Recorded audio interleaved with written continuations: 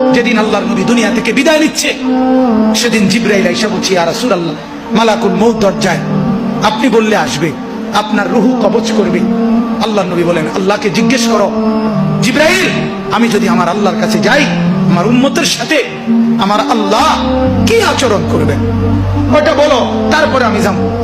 জিবরাইল গেলেন, আল্লাহর নবীকে আয়েশা শুনাইলেন, ও নবী, আল্লাহ তাআলা জানাইছেন আপনার অবর্তমানে আপনার উম্মত যখনই মাফ চাইবে, আল্লাহ তাআলা আযাব দিবে না, সাথে সাথে মাফ করে দিবে। আপনি যেমন মাফ চাইছেন, তখন যেমন মাফ করছে, আপনার অবর্তমানে আপনার উম্মত নিজে নিজে মাফ চাইলেও আমি আল্লাহ মাফ করে দিই। এতদিন তো কে মাফ চাইছে? নবী নিজে মাফ চাইছে।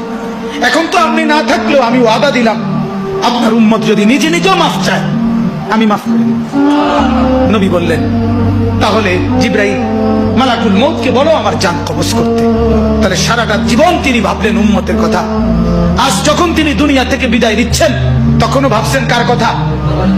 নবীজি সাল্লাল্লাহু আলাইহি সাল্লাম যখন ইসরাফিল সিংহা ফু দিবে, দ্বিতীয় ফু, সবাইকে যখন হাসরের ময়দানে উঠানো হবে, তখন প্রথম উঠানো হবে আমাদের নবীকে।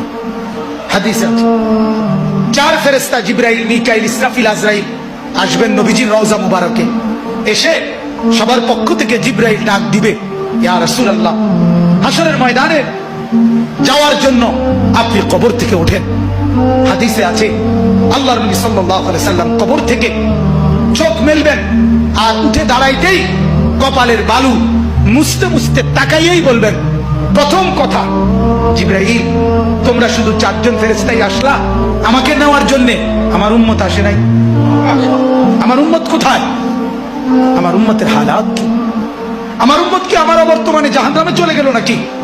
জিবরাইল তখন বলবেন, হায় ইয়া রাসূলুল্লাহ, আজও বললেন না, আজও বললেন না, আজও সেই উম্মত উম্মত।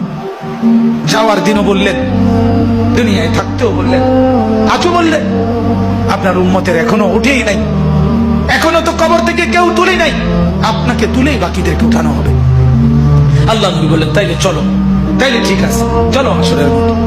হাসরের মাঠে যাবেন সমস্ত নবী, আদম থেকে ঈসা এবং ওনাদের উম্মত কিয়ামত পর্যন্ত। আমি সংক্ষেপে বলতেছি, সমস্ত নবীর উম্মত, নবীরা শুধু এক কথা বলবেন হাসরের ময়দানে, ইয়া রব্বি নফসি নফসি, ইয়া রব্বি নফসি নফসি, আয় আল্লাহ আমাকে বাঁচান, আমাকে বাঁচান। সমস্ত ফেরেশতারাও বলবে, আল্লাহ আমাকে বাঁচান। সমস্ত জিন বলবে, আল্লাহ আমাকে বাঁচান। পুরা হাসরের মাঠে একই শব্দ, আল্লাহ আমাকে বাঁচান, আমাকে বাঁচান। সবাই শুনবে, কে যেন একজন শুধু আছে, কোন এক জায়গা থেকে শোনা যাইতেছে, কে যেন একজন বলতেছে, ইয়া রব্বি উম্মতি উম্মতি, আয় আল্লাহ আমার উম্মতকে বাঁচান, আমার উম্মতকে বাঁচান। তিনি মুহাম্মদুর রাসূলুল্লাহ সাল্লাল্লাহু আলাইহি ওয়াসাল্লাম।